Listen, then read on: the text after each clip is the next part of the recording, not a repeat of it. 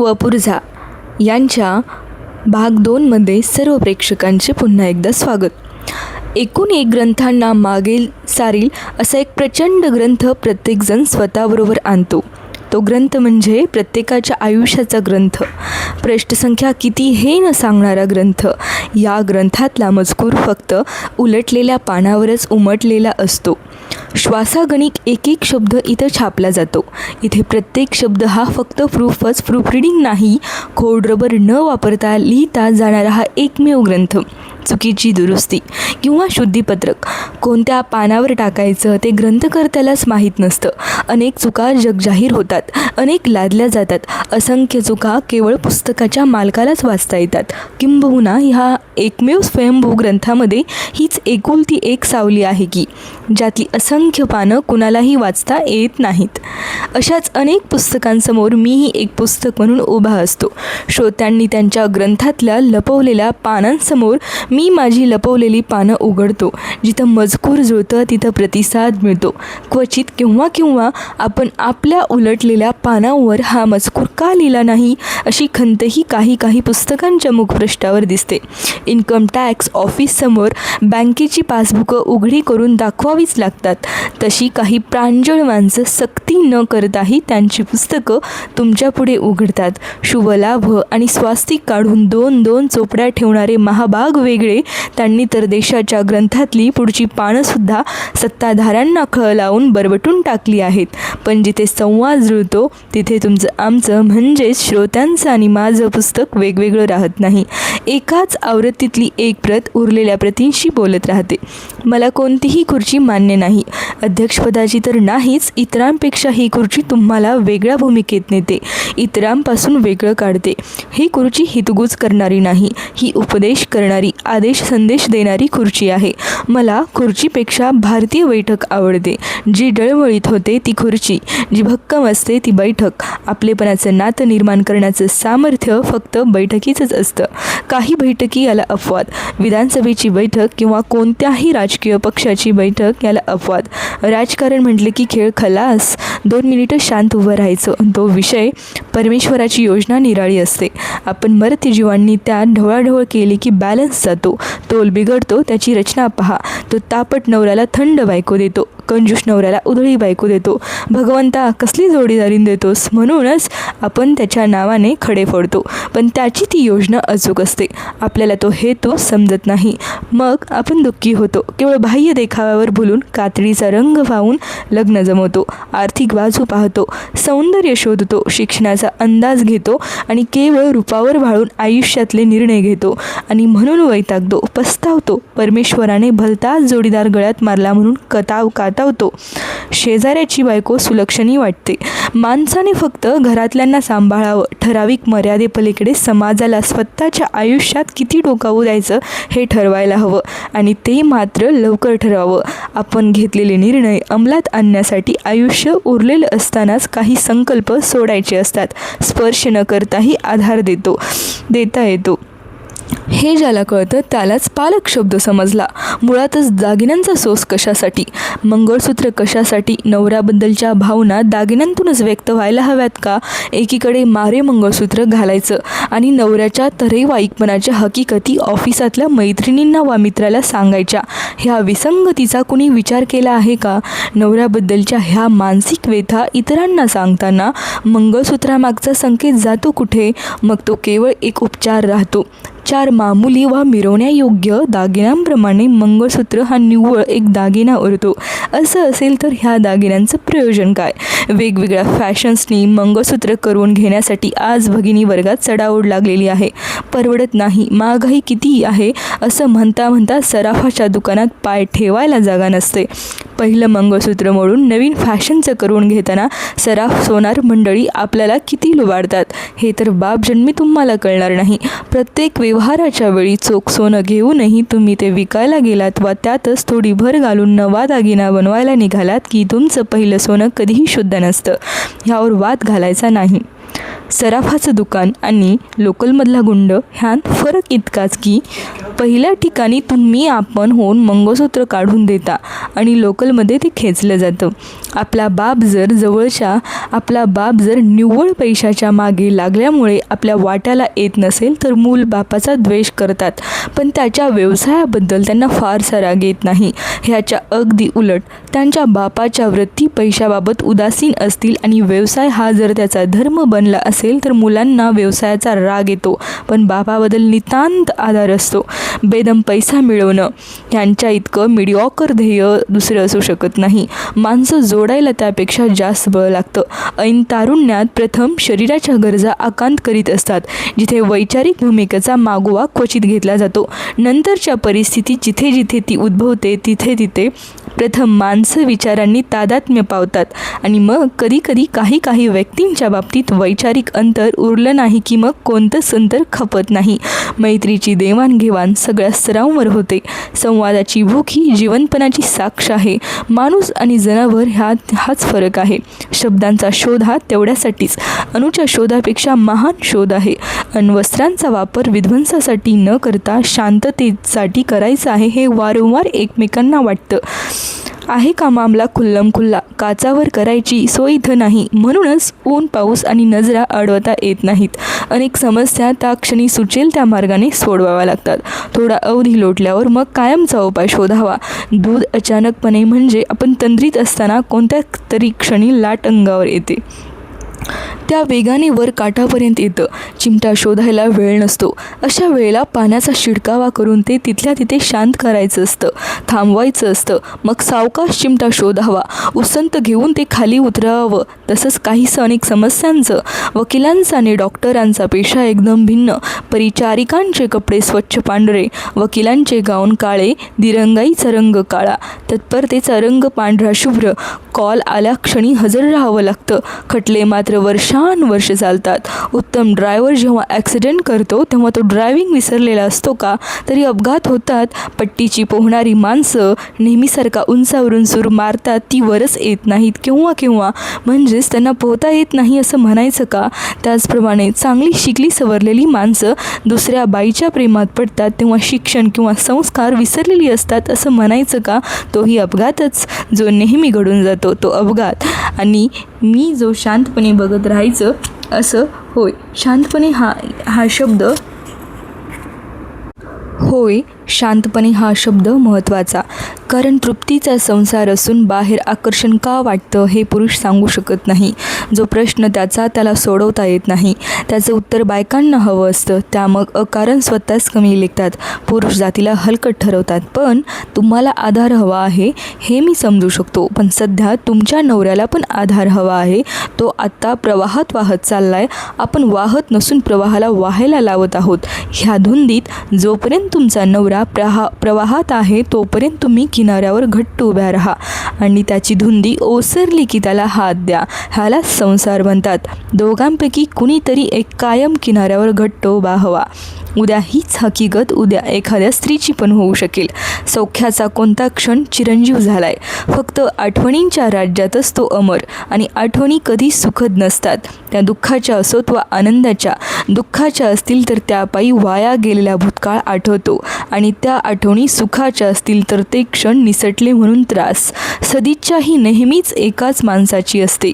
ती कृतीत आणायची म्हणजे कुणाचं ना कुणाचं सहकार्य लागतं.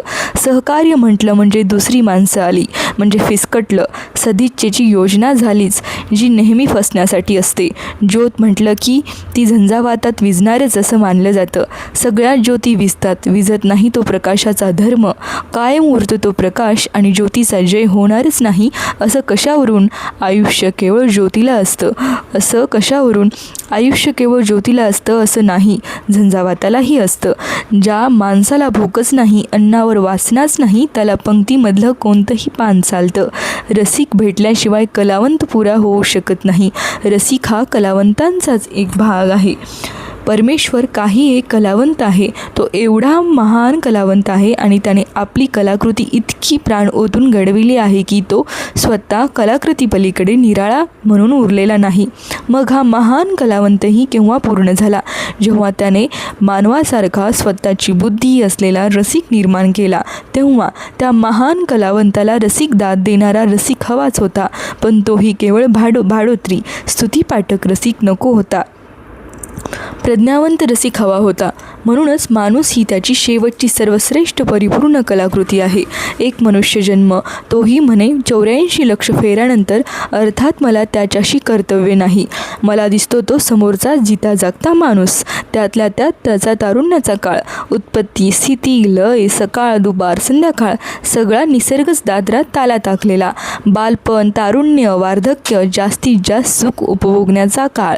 तारुण्य संततीच्या रूपाने माणसाला तारुण्यात बालपण पुन्हा अनुभवता येतं, पण वार्धक्यात तारुण्य अनुभवता येत नाही. जाणीवा जाग्या झाल्यापासून प्रत्येकजण आतुरतेनं वाट पाहतो ती तारुण्याची.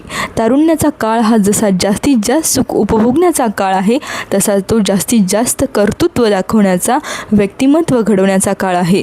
बालपण जसं परावलंबी असतं, तसंच वार्धक्यही स्वतःच्या मतांचा मागोवा आणि पाठपुरावा करण्याचा अधिकार तारुण्यातच उपभोगता येतो.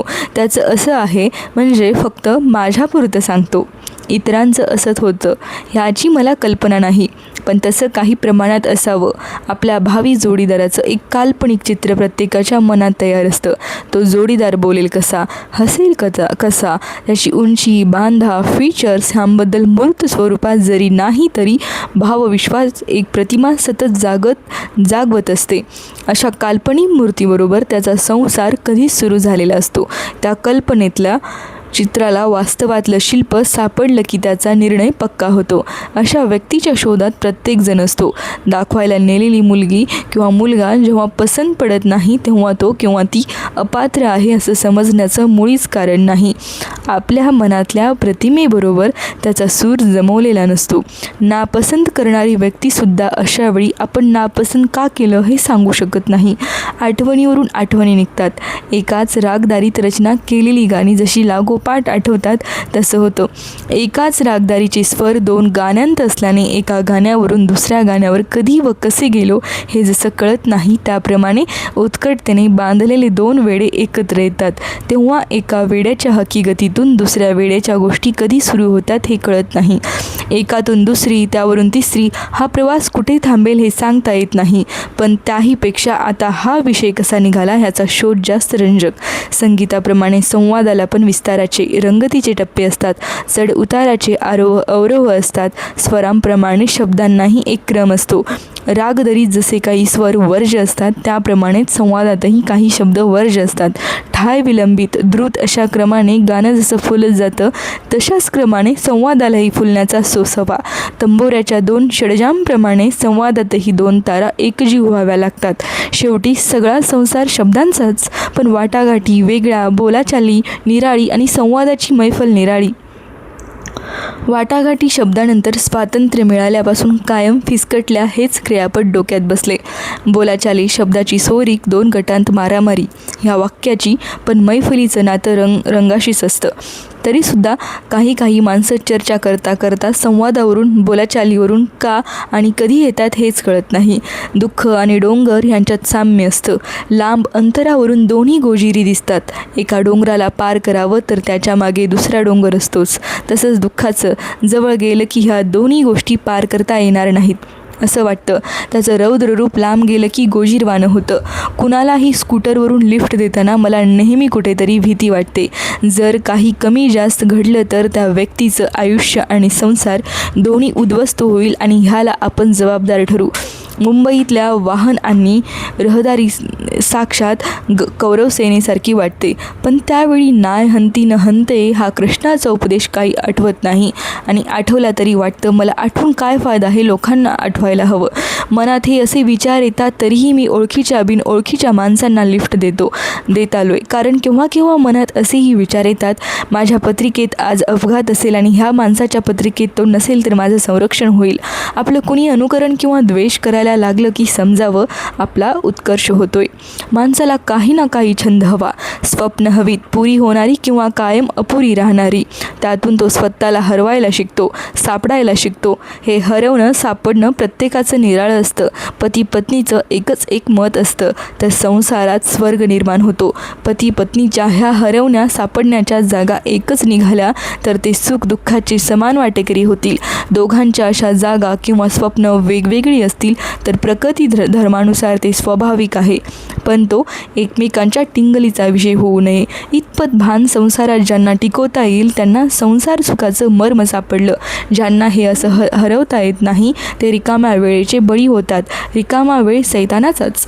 ज्या गृहस्थाने मला पहिल्यांदा मैत्रीच्या नावाखाली पहिला चहा पाजला तिथे माझं पाऊल घसरलं होतं, कारण त्या चहाने घात केला. त्याचा पहिला फुकट स्पेशल चहा म्हणजे बोरातली अळी होती. त्याचाच पुढे त क्ष क झाला. 10-12 वेळा चहा झाल्यावर मग एका आलिशान हॉटेलात भलं मोठं जेवण झालं. त्यापाठोपाठ भेटी दाखल, लहान लहान वस्तू आल्या. ऑफिसर लोक नुसते सहीचे मालक, खरी कामं तुमच्यासारखी हातावर पोट असलेली माणसंच करतात. तेव्हा अशा प्रेझेंट्स घेण्याचा अधिकार तुम्हालाच आहे. अशा स्तुतीची फीत त्या वस्तूंना बांधण्यात येत असे. आतल्या वस्तूपेक्षा आम्ही त्या फितीलाच फसत राहिलो. ह्या पाठोपाठ घरातली माणसं, त्यांनी ह्या प्रकारांना उघड पाठिंबा जरी दाखवला नाही तरी कडवा विरोधही दर्शवला नाही. एखादी गोष्ट न मागता कुणी स्वखुशीने दिली तर तिचा स्वीकार केला तर कसलं आले पाप. अशा त्वरेच्या शंका समाधानांना आम्ही बळी पडत गेलो. मग आमची कीर्ती पसरत राहिली. ज्याप्रमाणे एखाद्या ज्योतिषाची किंवा वैद्याची कीर्ती पसरावी त्याप्रमाणे असल्या कारभारात आम्हाला विश्वस्ताची जागा मिळू लागली आणि मग मोठमोठ्या ऑफिसर्सकडून आमचा सेफ्टी वॉलसारखा उपयोग केला जाऊ लागला. बुडत्याचा पाय खोलात हा न्याय इथेही आहे. ह्या प्रवाहात तुम्ही पाणी अडवू लागलात की तुम्हाला जगणं अशक्य होईल. अशा गावी बदली करतात. त्या बदलीच्या हुकुमावर बढतीची सोनेरी फीत नव्हे तात बांधतात. मोठमोठ्या मंत्र्यांच्या शेकडो एकर जमिनी, आमदार, खासदार, विरोधी पक्षनेते यांची 5 स्टार हॉटेल्स, द्राक्षांच्या बागा आपोआप होतात काय? आमच्यासारखे कितीतरी पाट त्या जमिनी ओल्या ठेवतात. दारू पिणाऱ्यांनी शेवटपर्यंत दारूच प्यायची, जुगाराने जुगारीच राहायचं. तसंच लाच खाणाऱ्यांचं म्हणूनच म्हणालो हे पाप त्या पहिल्या चहाचं. जो लहान मोह टाळू शकतो तोच मोठ्या मोहाकडे पाठ फिरू शकतो. नभांगणातल्या चांदण्या मोजायच्या नसतात, आपल्यावर त्यांचं छत आहे. ह्या आनंदात विहार करायचा असतो. आनंद, समाधान, तृप्ती, कृतज्ञ भाव, स्नेह ह्या भावनांना तराजू असते. तर एव्हाना हे सगळे काळ्या बाजारात गेले असते, त्यांचं स्मगलिंग झालं असतं. इतकंच कशाला, त्यांच्यावर इन्कम टॅक्सही बसला असता. मग एकही माणूस साधं हसलाही नसता. आनंदाच्या उकळ्या दाबून दाबून माणसं फुटली असती. तेव्हा नक्षत्राचं देणं कधी चुकवता येत नाही. यातच त्यांची उंची तिथं आत पोचू नयेतच. कारण आम्ही माणसांनी जिथे जिथे आमचे हात पोहोचले तिथे तिथे स्वतःचे शिक्के उमटवले. त्यापेक्षा अशाच काही अलौकिक चांदण्या, तेजस्वी तारे अवतीभोवती वावरतात. तिथं माथा झुकवावा. पण आम्हाला सितारे ओळखायला येतात, तारे येत नाहीत. हे दोन्ही ओळखणं खरं तर सोपं आहे.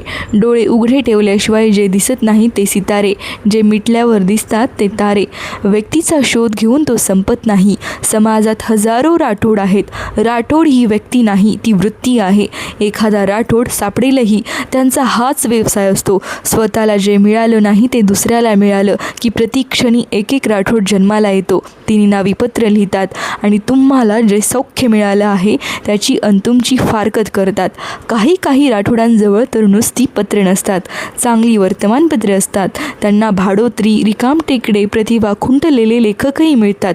प्रत्यक्षातल्या माणसांची नावं बदलून ते कथा कादंबऱ्या लिहितात. अशा सगळ्या माणसांचा नव्हे माकडांचा एकच हेतू असतो, तुमचं सुख ओरबाडणं, तुमचे नातेवाईक तोडणं.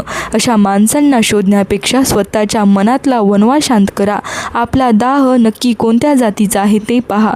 तो शोध घ्यायचं ठरवलं तर कुठेही दावादाव न करता बसल्या ठिकाणी शोध लागेल. वनव्यात 4 बाभळीची झाडं जळली तर त्याचं दुःख नाही, जाई जुईसारख्या वेलींचा कोळसा होतो. ही खरी हानी आहे. आपलं झाड सांभाळा. कारण त्याला बिलगून तुमची पत्नी एक वेल आहे. घटकाभर धरून चला, तिचं काहीतरी असेल, पण सध्या ती तुमच्या भोवती विळखा घालून आहे. तिला आधार द्या, हजारो राठोडांपासून वाचवा. सवय किरकोळ की गंभीर ह्या चर्चेत काही तथ्य नाही. तुम्ही जिचे गुलाम होता ती सवय वाईट. चहा घेणार का हा निरुपद्रवी वाटणाऱ्या प्रश्नाला अभावितपणे होकार जातो. तेव्हा जर नवल वाटलं तर ओळखावं, हा होकार सवयीने दिला. कसली तरी चाकोरी आपण निर्माण करतो, अगदी चहासारखं पेय पिण्याची ही चाकोरी. त्या चाकोरीला मग आपण शरण जातो, इतकं की आपल्या संमतीची वाट न बघता ती आपल्या वतीने निर्णय पण घेते. अशी अकारण शरणागती आपण किती वेळा पत्करतो हे जाणे त्याने आठवावं. माणूस दुबळाच लेकाचा. वयानुसार सवयी बदलतात आणि मग वय झालं तरी सवय राहते. एखादाच अफाट जन्माला येतो, पण त्याच्यासुद्धा अफाटपणाची चाकोरी होऊन त्याला छळत नसेल का? खिसे कापूस गर्दीत ओरडतो, खिसे पाकिट संभालो. लोक अभावितपणे आपली पाकिटं बघतात आणि खिसा कापणाऱ्यांना लोकांचं पाकिट ठेवण्याचा खिसा समजतो. किती दमता तुम्ही? ह्या एका वाक्याची माणसाला किती भूक असते हे सांगता येणार नाही. 10 माणसांचा स्वयंपाक करून दमलेल्या बाईला पण एवढंच एकच वाक्य हवं असतं. आणि नाही, निरनिराळ्या स्तरावर छोट्या छोट्या माणसांना वाकायला नाचायला लावणं हेही बळ घेण्यासारखंच. मोठ्यातला मोठा माणूस जेव्हा त्याचं मोठेपण विसरतो तेव्हा त्याच्या इतका क्रूर प्राणी दुसरा कुणीही होऊ शकत नाही. अशी ही मोठमोठी माणसं छोट्या माणसांना करार करून बांधून घेतात. सुरक्षितता आणि स्थैर्य शोधणाऱ्या माणसांना प्रारंभी करार हे वरदान वाटतं आणि करार संपेपर्यंत स्वास्थाची चटक लागून आपण गुलाम कधी झालो हे कळत पण नाही. गुलामीत स्थिर होणं म्हणजेच बळी जाणं. सासर म्हणजे अगदी 3 जावा, 3 दीर, लग्न न जमणारी एखादी नणंद, सासू सासरा आणि आते मावस चुलत नातेवाईकांचा जनता शो. जरी नसला तरी स्वातंत्र्य घालवण्यासाठी एक बंधनसूत्र पुरतं. सध्याच्या काळात मी तरी त्याला मंगलसूत्र म्हणू शकत नाही. लग्नामुळे स्त्री व पुरुष पारतंत्र्यात गेले असं न होता त्यांच्या स्वतंत्र विहारात त्यांना एक साथीदार मिळाला असं का होऊ नये? ह्याचं कारण आमचे विचार पक्के नाहीत. विचार ठाम नसल्यामुळे आम्हाला आमच्या प्रायोरिटीज ठरवता येत नाहीत. स्वतःचा आत्मविश्वास वाढेल असं शिक्षण मिळत नसल्यामुळे लाथ मारू तिथं पाणी काढण्याची हिंमत आमच्यात नाही. आम्ही फक्त लाथाडी करतो.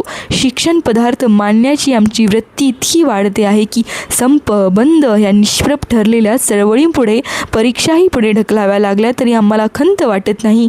हीन अभिरुचीची करमणूक आम्हाला वर्षानुवर्ष चालते. झटपट प्रसिद्धीसाठी आम्हाला चुटपुटतं यश पुरतं. सगळ्या राष्ट्राचा धर्म निवडणुका हाच झाला आहे. लोभसवाण्या जाहिरातींनी आमच्या गंजलेल्या आणि गांजलेल्या मेंदूवर, शरीरात झगमगीत कपड चढवले आहेत.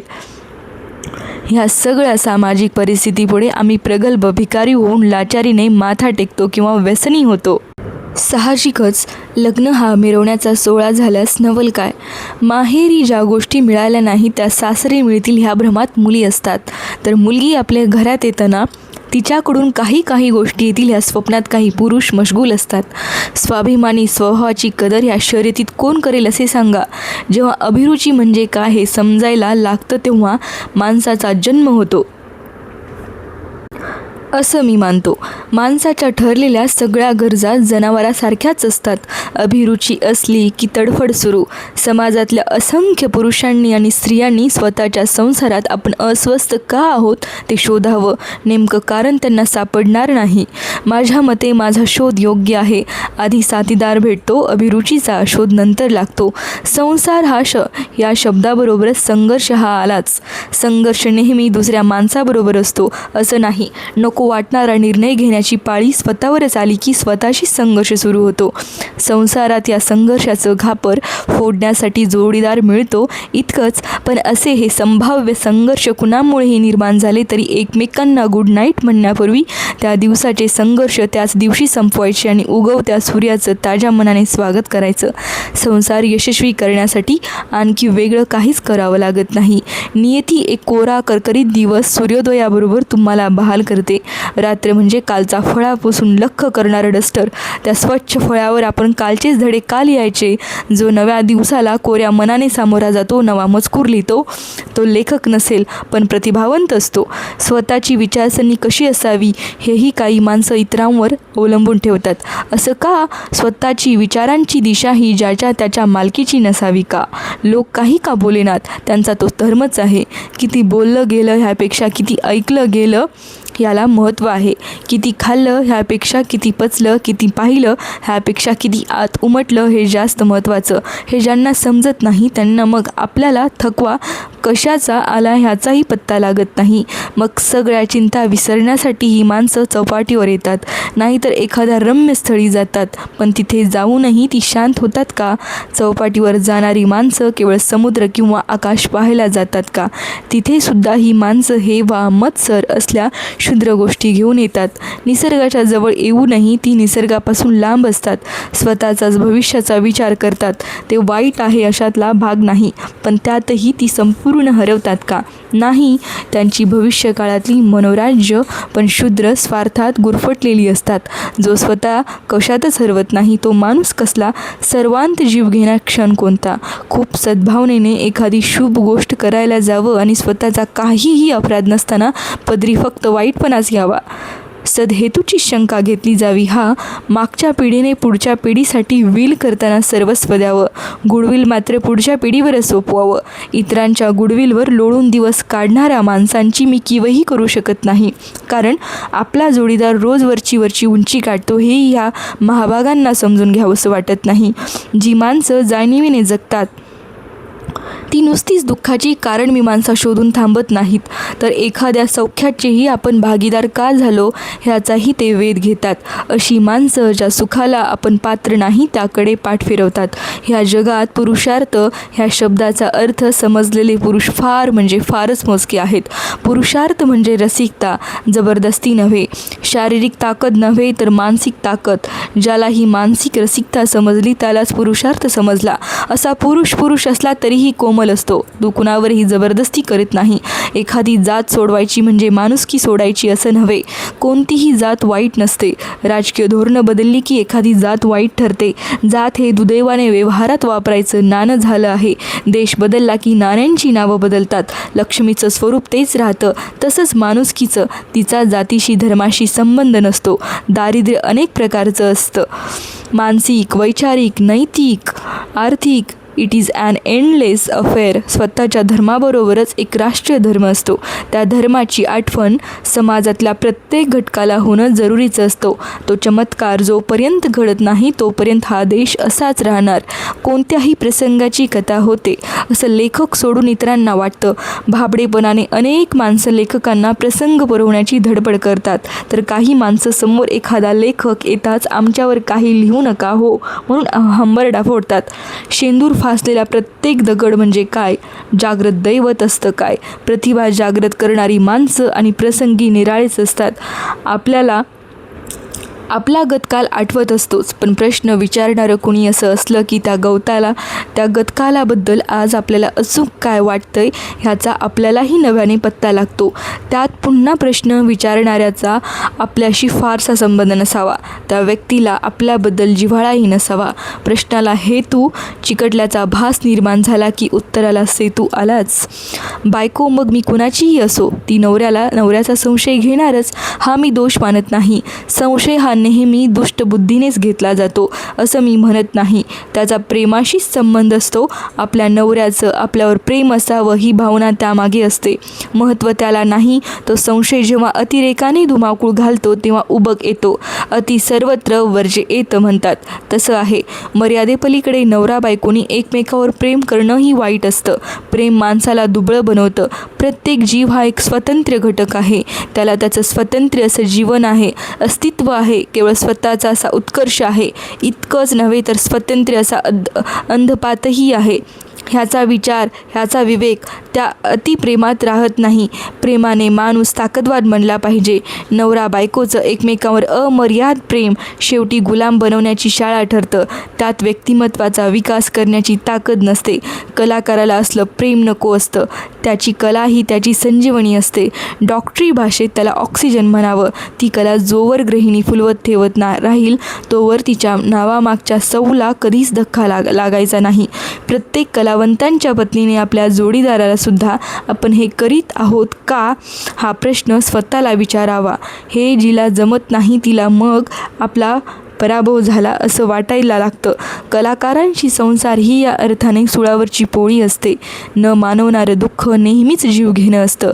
कारण तुमचा जीवच तेव्हा दुःखापेक्षा लहान झालेला नसतो. तेव्हा माणसाने नेहमीच दुःखापेक्षा मोठं व्हायचं ध्येय ठेवावं. दुःख मावल्यावर भांड्यात वर रिकामी जागा राहील इतकं मोठं व्हावं. अर्थात हे झालं स्वतःच्या बाबतीत. आपल्याला होणाऱ्या यातनांसाठी मोठं भांडं वापरायचं, पण इतरांच्या संदर्भात एका अश्रूनेही भांडं ओसंडून जाईल इतकं छोटं ठेवायचं. मुलांना कशालाही घाबरवायला शिकवायचं नाही. कोणत्याही शक्तीला, कोणत्याही व्यक्तीला भीती वाटल्याशिवाय माणूस नम्र होणारच नाही. भीती केव्हा तरी नष्ट होते, त्यावेळी काय होईल? पण मी सांगतो ह्यात नक्की अर्थ आहे. भीतीपायी माणूस लांब राहतो, अनुभवातून जाण्याचं तो नाकारतो. त्यापायी खऱ्या व्यक्तीची ओळख होत नाही. भिणाऱ्या माणसाची वाढ होत नाही. भिणारा माणूस संशोधनही करत नाही. म्हणजे वडीलधाऱ्या माणसांना कधीच नमस्कार करायचा नाही असंच ना? नमस्कार जरूर करायचा, पण तो कृतज्ञ भावनेने करायचा. मनाचा आणि आयुष्याचा आनंद वाढवणाऱ्या प्रत्येक गोष्टीची त्यानं माणुसकीच्या दृष्टिकोनातून कृतज्ञ राहावं. पायांतून चपला काढल्यावर माणसाने मनातल्या मनात पादत्रांनाही नमस्कार करावा. सल्ला हा नेहमी देण्यासाठी आणि घेण्यासाठी असतो, ऐकण्यासाठी असतो असं मी मानत नाही. तुम्हाला काय जातं सांगायला? माझ्या जागी जर तुम्ही असता तर वगैरे वगैरे सांगून दिलेला सल्ला योग्य होता, पण त्याप्रमाणे वागणं अशक्य होतं हेच नंतर पटवलं जातं. माणूस नेहमी समान धर्मियाच्या शोधात असतो. स्वतःच्या मनोवृत्तीची जोपासना करणाऱ्याचा त्याला शोध वाटतो आणि त्याच वेळेला ह्या परिस्थितीतून आपल्याला कुणीतरी मुक्त करावं असंही त्याला वाटत असतं. तर याच्यानंतरचा भाग आपण भाग 3मध्ये पाहणार आहोत. जर तुम्हाला माझा आवाज आवडला असेल किंवा तुम्हाला वपू काळे यांची लिहिलेली शैली, त्यांचं लिखाण आवडलं असेल तर कमेंट सेक्शनमध्ये नक्की सांगा. आणि चॅनलला लाईक, सबस्क्राईब आणि शेअर करण्यासाठी विसरू नका. चला भेटूया भाग 3मध्ये.